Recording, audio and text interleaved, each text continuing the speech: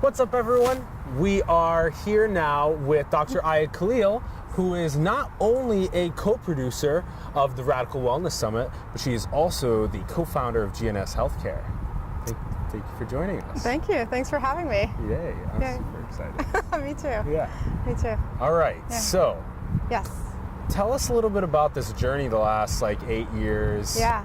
About getting together GNS Healthcare. What is it? Why is it important? Yeah. So it's really a journey that started even before 8 years in 2000 when we sequenced the human genome, and I was a graduate student at Cornell Physics and my co-founder as well. And we really thought, how are we going to, take this data now that's going to be coming from sequencing machines as well as molecular expression profiling data from microarrays and turn it into something that could model and predict biology very accurately. In the same way that if we think about how we work as physicists, we collect data, we model things algorithmically, we make predictions, and then we feed that back in so that our mathematics and our algorithms get more and more accurate. Doing that, we've been able to predict things like the existence of the God particle and actually verify it, as well as gravitational waves. And so we wanted to bring that same level of prediction to biology, to medicine, through data, through algorithms and computation. And we found that there were frameworks that we could use to actually do that around sort of how do you model causality in a probabilistic way directly from data.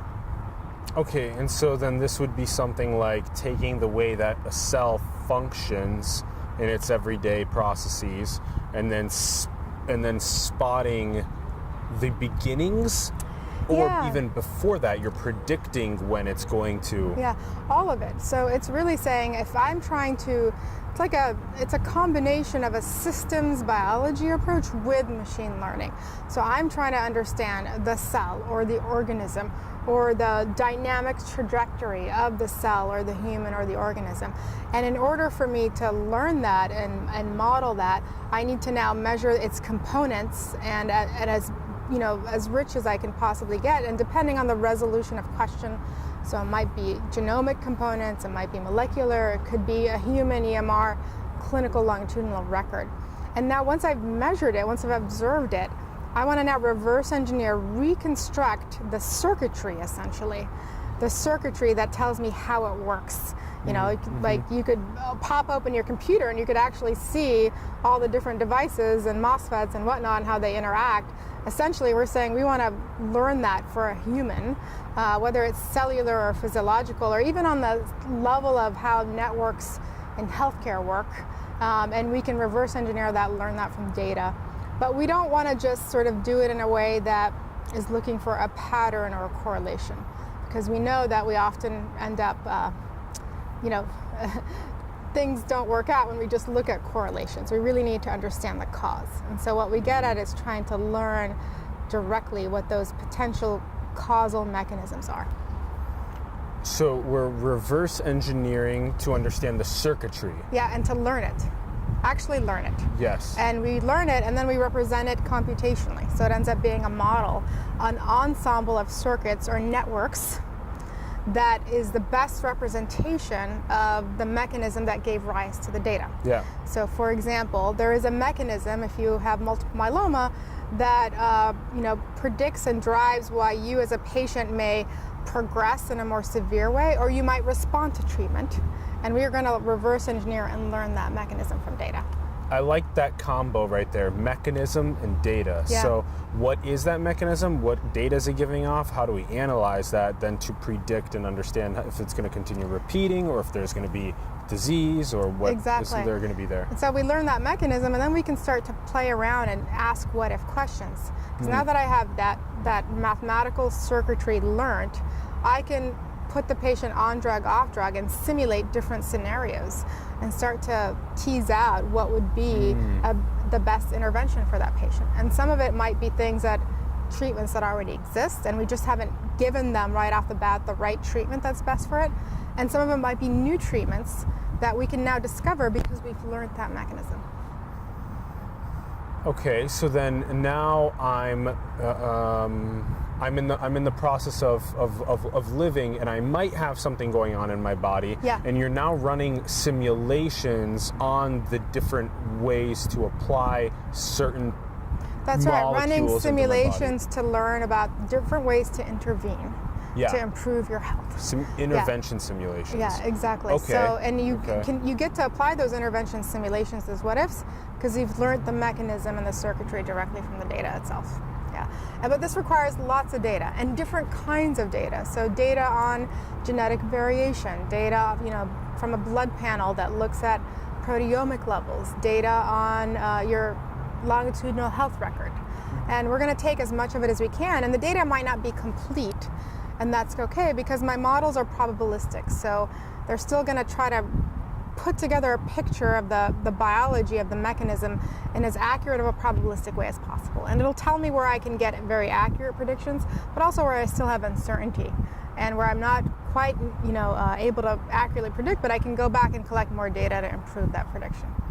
And so our goal, our vision is that for every patient or person in the healthcare ecosystem, that enough data is collected on them that we can model out and project out their disease, or more importantly, their health trajectory. And if it's starting to change, or we start to predict they're likely to get diabetes, then we can intervene early enough and we can in silico test out many interventions and optimize that and either prevent the disease, or if they already have the disease, prevent it progressing even further. I love how then you can leverage the data that you're collecting on the body of how the mechanisms work with then the data that you're collecting from the simulations of how different remedies are going to affect. Yeah. That's a crucial combination. That's a crucial combination, and it's you're learning causality, so that when you learn causality, you can do these intervention simulations. Yeah. Exactly. That's it. Yeah, that's it. It's as simple as that. Causality and intervention simulations. Yeah. And the math is what gives us the statistically rigorous way to learn the causality. Yes. It comes from folks like Judea Pearl, who won the Turing Award for this work on causal inference and reasoning, combined with optimization and sampling and search method that physicists and engineers love to use to scale up these problems and do the searches, and then Monte Carlo simulation to do those intervention simulations. You guys have 80 people now. We have 80 people, we're growing, and so by the time huge. Someone sees this, it'll be even bigger. Yeah. But it's what I'm really proud of is just that the multidisciplinary team that we have. Like we have theoretical physicists solving integrals. I've actually had to weigh in on an integral last week. I'm like, wait a minute, we should look at it this way. Side by side with an epidemiologist, with a bioinformatician, and they're all coming together to come up with hardened math to solve these problems, compute to scale these for big problems, and then make sense of it in a clinical and biologically meaningful way. That's so amazing. So it's you, and then who is the other co-founder? Co-founder is Colin Hill. Colin Hill. Yes, and we have a chief mathematics officer in the company who's been with us early on, one on the early founding team, Bruce Church. Cool. And many other amazing people. Too many to name, and they're all super smart. I like that multidisciplinary approach. Very similar to what we do with the show. Very multidisciplinary approach to our content. Okay, nice. And so, so we kind of touched on the vision. Yeah. But just give us a real concrete, can we give an example from today that is being applied? Yeah. Absolutely. So today, the main use cases, because the technology it's very powerful. In a way, it's a toolbox that allows you to solve many problems. But what's coming up consistently where we can make an impact today? So some are around, how do we, and we are doing this with health plans where we can model out the disease trajectory of patients, our members, we don't call them patients when we're dealing with health plans, and identify ways to intervene from a care management perspective. What's the optimal set of care management interventions that you can apply to prevent disease progression or even prevent disease altogether? And health plans and providers are actually looking to exploit their data to get those answers. And you provide that insight to the caregiver so they can go, oh, you're better off having a really strong adherence program with a constant nurse's visit. And that's going to have the biggest impact on your health. Another is with pharmaceutical companies. And here we are in Cambridge, in Boston, surrounded by probably enough biotech companies to fill many cities, not just one, and lots of innovative treatments. And by the time they get to testing them in man and patient, we're still figuring out the biological patient-human response. So we take data from clinical trials where each person in the clinical trial will have had a sample or a biopsy taken. We have their full clinical records from the trial, and we combine it with molecular data so that we can learn, okay, these are the patients who are really benefiting from the drug, and these are the ones who are not benefiting, so that when you go to a phase 3 or go to the market, you know who to target your drugs towards. And we really want to see these tools and capabilities to really help us match interventions, whether drug or non-drug, to that individual, so that when you apply a treatment, you know not 30% of the time that it's going to work, but 99% of the time that it's going to work. Yeah. I like the non-drug side of things as well. That seems to be very complicated on how often to apply therapy, like human therapy. Yeah, no, I mean, all of these ways to, as we know, health isn't just about drug treatments. It's all about the things that you do outside of that. Yeah. Behavior modification and whatnot. Yes. But a lot of folks are very committed to helping patients adhere more, figuring out what the right copay to give somebody, because it's actually an incentive whether or not they end up going to see their doctor. So there's lots of levers that we can play with that, combined with drug treatments, can be used to optimize health. Yep. Yes, and that's what all this is about as well. This optimization of health. Yeah, it really is. So you guys co-produce this event now. Yeah. This is. Yeah. How many people are here? Oh, I don't know. I think we're close to like 130 people now. 130 people. Yeah. Awesome. Yeah, and then all wanting to learn about radical wellness, right? Yep. It's not just being healthy, but radically healthy. Yeah, exactly. Yeah. Keeping the 15-year-old's health throughout your lifetime. Yeah. Until you want to die. Yeah, and we wanted to bring just different thought leaders in the space together to talk about this, because it is going to be a convergence, and I really believe in that multidisciplinary and convergence of ideas to make progress. And it's also, I think, about stating a commitment. One of the things I talked about on my panel today is if I could get every biologist and clinician to start to think mathematically, quantitatively, if I can get them all to think in that way and start to implement that in their paradigms as what they do normally as amazing clinicians and biologists, well, it'll change everything. Yeah.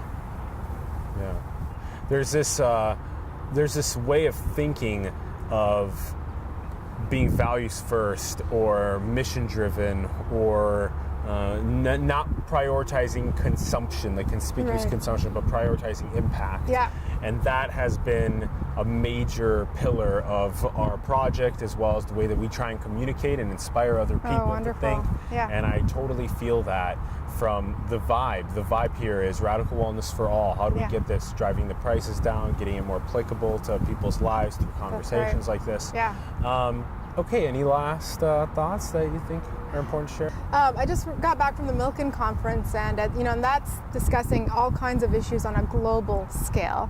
And I had to speak on a panel around machine learning, AI medicine, hope or hype. And I think for me, it with all of the issues around our health and policy, and how do you democratize technology, it's still very hopeful. And the hope is there, not just for like, hey, are we going to cure cancer, but for all of us as we age and disease. And now is the time to actually mobilize and figure out not just how to solve the hard problems, the technology, the hard math, but the things that are softer, but also just as hard, policy and reimbursement and access.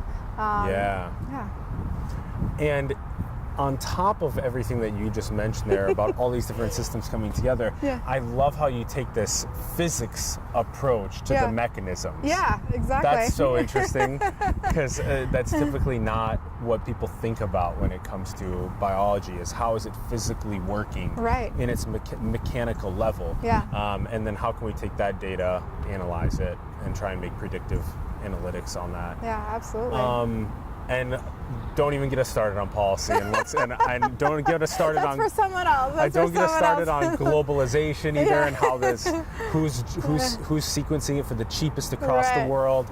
What about biowarfare and genetic engineering? There's so many things that go into this. So many things to figure out. Yeah. So many things to figure out, and we're gonna do more of these. Great. We're going to do more of these.